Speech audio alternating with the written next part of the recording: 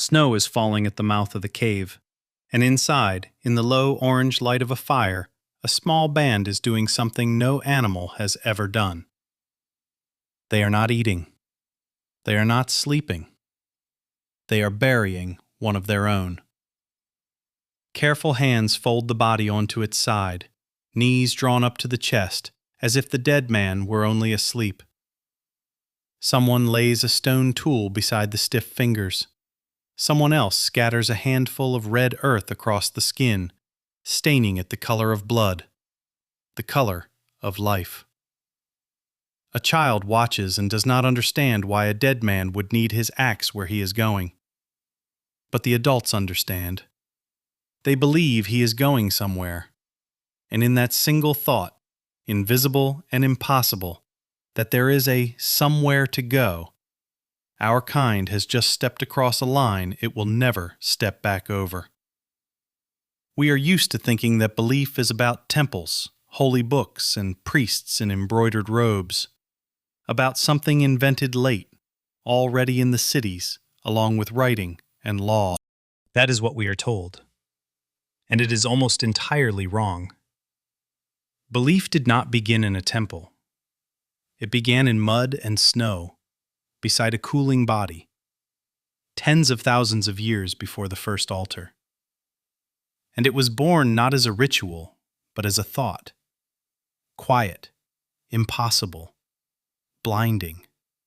That the world does not end at what the eyes can see. And here is what should grip you right now. The same mind that laid an axe in a grave on that frozen night is working inside your head at this very moment. You did not learn to believe in the unseen from books. You inherited it, together with a brain that simply does not know how to do otherwise. And to understand where it came from in you, we have to rewind far back, to a time when belief had no name, no God, and no word. But behind that frozen grave hides a riddle far deeper than it looks. Why, of all the animals that have ever lived, do only we lay flowers and tools beside our dead? A cat does not bury a cat. A wolf does not mourn a wolf at a pit dug in frozen ground. Somewhere on the road from beast to human, something switched on in our ancestors that exists in no one else. The ability to see what is not in front of the eyes. And here 2 questions rise that will carry us through this whole story. Where did this strange ability even come from? This power to believe in the invisible when you cannot touch it, eat it, or outrun a predator on it? And if belief costs so much, time, strength, precious things buried in the ground instead of serving the living, then why did natural selection not erase it, but instead leave it in every one of us? The answers lie far in the past, in a world where a single rustle in the grass decided whether you lived or died. So where did the ability to believe in the invisible come from? To understand it, forget about gods and go back into the tall grass of an ancient savanna, where your very distant ancestor lives. He is small, he is weak, he is not the fastest and not the most fanged creature in this world. And the grass around him moves. Sometimes it is only the wind, and sometimes it is a leopard, pressed to the ground a moment before the leap. The ancestor has no time to work it out, and here selection makes the choice for him. Picture 2 of our forebears who hear the very same rustle. The first thinks, probably the wind, and keeps eating. The second thinks, something is there, and jumps aside. 9 times out of 10, the first one is right, and the second wasted his strength on an empty fright. But on that 10th time, when a predator truly was in the grass, the first one dies, and the second lives and leaves children. And the children inherit his habit. So, generation after generation, it is not the calm mind that wins, but the anxious one, the mind that sees a creature with intent behind every rustle. The brain tuned itself to look for someone everywhere, because erring toward too much fear cost only a scare, while erring the other way cost a life. And this, still without any gods, is the very machine that will one day learn to believe. It is already ticking inside you. Flinch at a shadow in a dark room, and you will hear that ancestor within yourself. But it is one thing to flinch at a rustle, and quite another to believe in spirits. So how did a short fright in the grass turn into an invisible world? The answer is that this detector of someone did not know how to switch off. The brain, trained to see intent behind movement, began to see it everywhere, not only where a cat might hide. The river flooded and carried off a child, so the river had a purpose. Lightning split the tree they slept under, so someone in the sky was angry. Sickness felled a strong hunter without a single wound, so something unseen had touched him. Our ancestor lived in a world without cause and effect in our sense, and the only explanation he had at hand was that same question from the grass. Who did this? And little by little, behind every force that could not be seen, an invisible doer took shape. Wind, water, sickness, death, all of it gained a face and a will. This was not stupidity. It was the same life-saving reflex, only aimed at the whole world at once. Better to assume that someone stands behind the storm than to be left alone with a universe that does not care about you. So the predator detector quietly became the maker of gods. And you carry the same reflex. When your car breaks down and you say to it in anger, "Why now, of all times?" For a second, you granted a will, exactly as your ancestor granted one to the river. And yet invisible doers in the river and the storm are not religion yet. One person has their fears, another has theirs. So what bound these scattered, frightened guesses into a single belief shared by a whole tribe? Here a second great engine enters the story, not the predator, but other people. Our ancestors lived in groups, and a group needs what a loner does not. Shared rules, shared memory, a shared why. And invisible doers turned out to be perfect for this. When an old hunter died, he did not vanish entirely. He became an ancestor who still watches from the darkness over how his children live. And this changed everything. A tribe that believed dead chiefs and spirits were watching each of them behaved differently from a tribe that believed in nothing. The invisible watcher does not sleep. You cannot fool him in the dark. He sees who stole, who turned coward, who broke his word when none of the living were near. People who felt that gaze upon them betrayed their own less often and held together more tightly. And a group that holds together more tightly survives the famine and the war that tear a group of selfish individuals to pieces. So belief stopped being a private fright and became the glue that holds many people together as one. And that glue is still on you.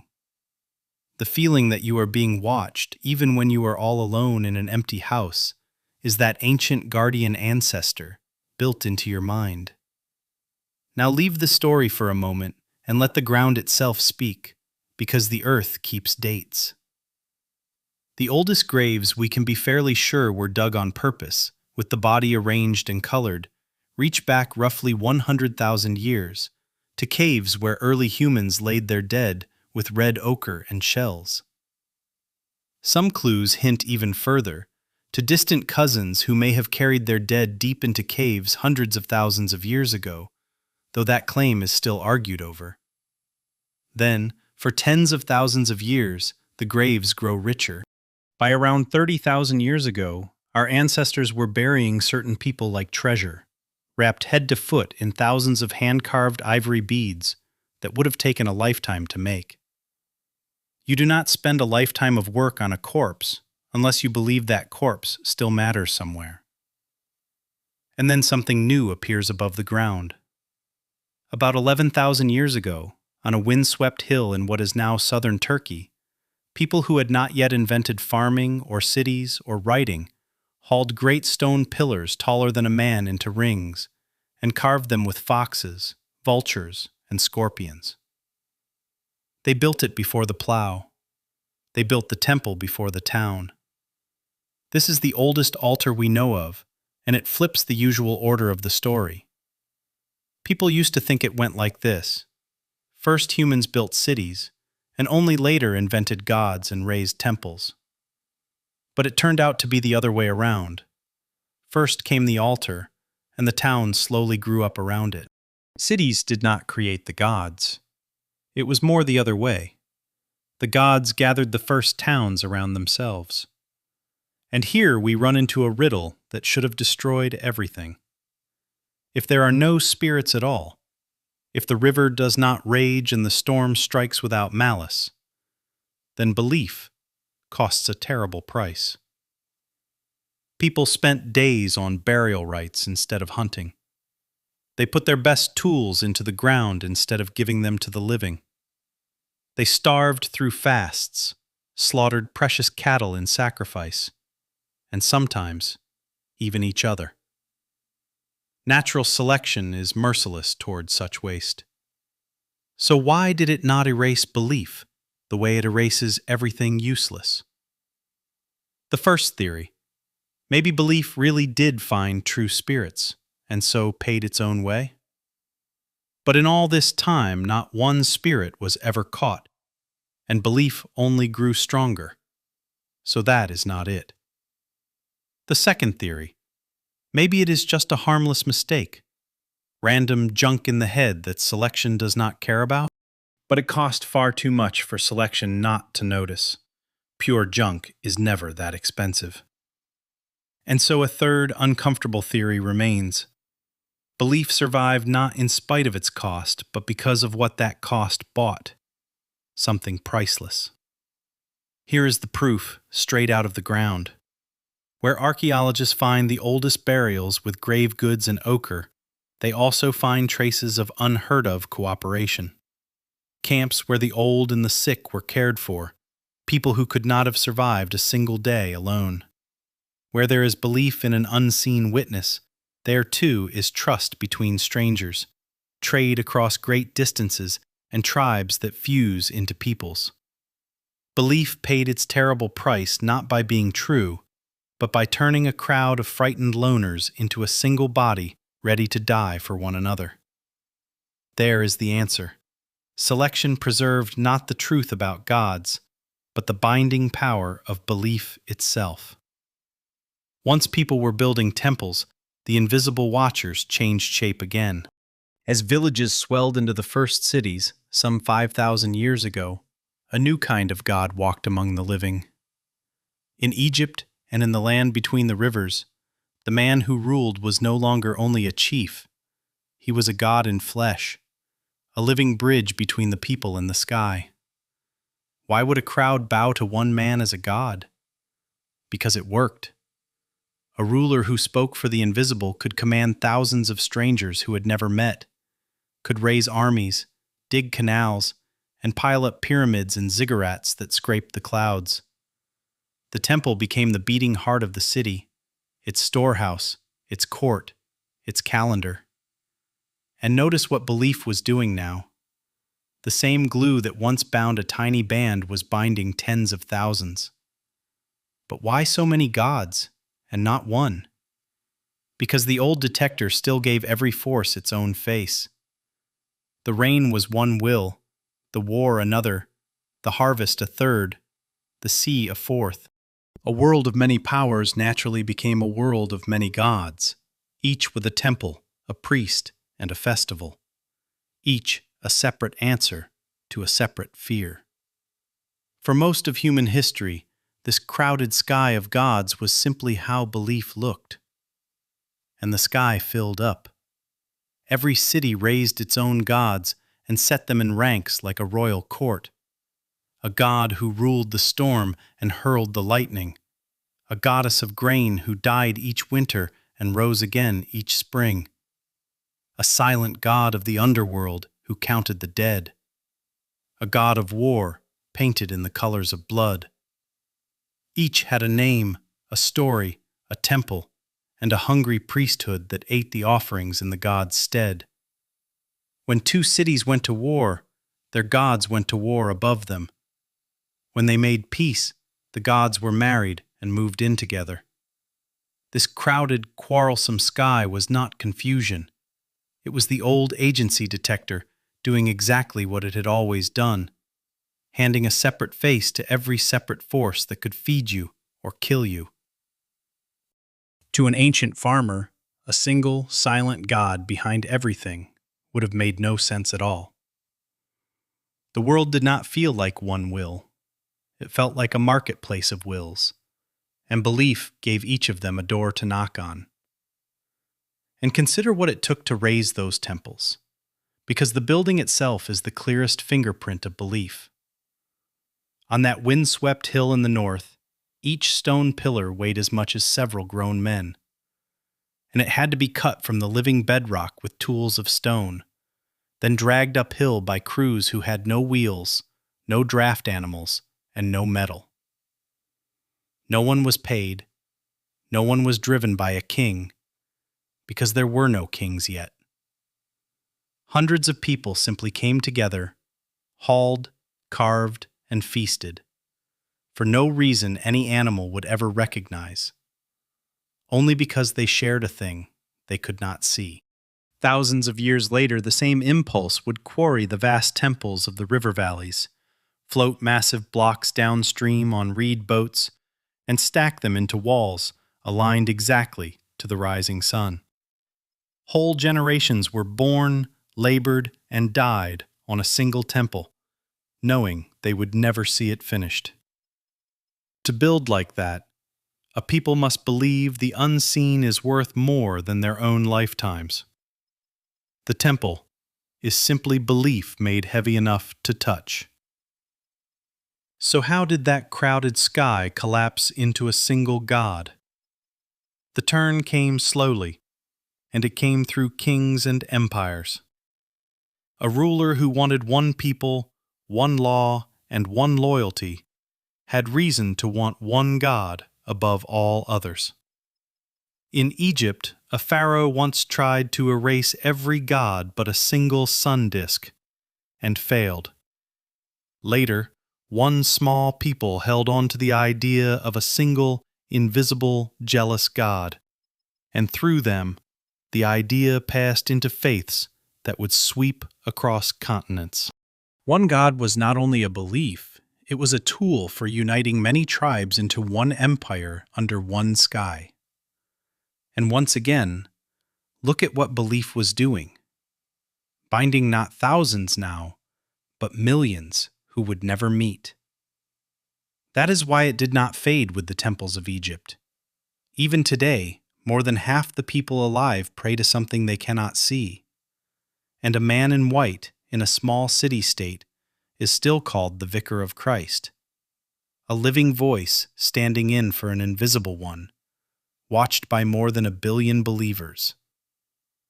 Whether or not any of it is true, the machinery is exactly the one that scattered ochre on a body in a freezing cave. The cathedral and the cave are running the same ancient program. Now we can return to the first question, where the ability to believe in the invisible came from. And here is the answer promised at the start. No one invented it. Belief was not designed at a campfire as a clever plan. It assembled itself out of two very old habits of one and the same brain. The first habit is to see someone behind every rustle, to feel another's intent even where there is none. The second habit is to need your own kind desperately, to be forever guessing what is in the mind of a neighbor, a friend, an enemy. One habit populated the world with invisible doers. The other made them shared, watching, and binding. Belief is not an organ and not an invention. It is what inevitably flares up when such a brain looks at such a world. That is why only we have it. Only our kind grew two things so strong at once: a nose for another's intent, and a hunger to know what is happening inside another's head. And when both grew that far, The brain began to see a mind even where no one is, behind the storm, behind the river, behind death itself. And that is why belief stayed. It cannot be cut out without wounding everything else, because it is woven into the same thing: the ability to trust the unseen, to imagine other minds, to hold together around a shared story. To remove belief would be to pull the thread that holds up trust, culture, and our very way of living in groups. Return now to that frozen cave from the beginning. Look again at the hands laying an axe beside the dead. Now you know what you are seeing. Not the superstition of savages, but the first visible trace of the very mind that is alive in you today. Those who lowered the axe into the grave could not put into words what they were sure of: that he was gone, and yet he had gone nowhere. He would watch them from the darkness, and they would remember him. It is the same certainty with which you flinch in an empty house, or speak to someone who is no longer beside you. It is one and the same voice. It has been speaking inside you for tens of thousands of years. The next time you feel someone's gaze in an empty room, or catch yourself talking to someone who is gone, do not be quick to brush it aside. It is not weakness and not superstition. It is the oldest tool of our kind, the very one that once in the snow made someone place an axe in a dead man's hand. It is still working in you. If you like to look at your body and your mind as a museum where every detail keeps a trace of the deep past, stay with me. Next time we will rewind even further and find in you another echo of the ancestors that you never suspected was there.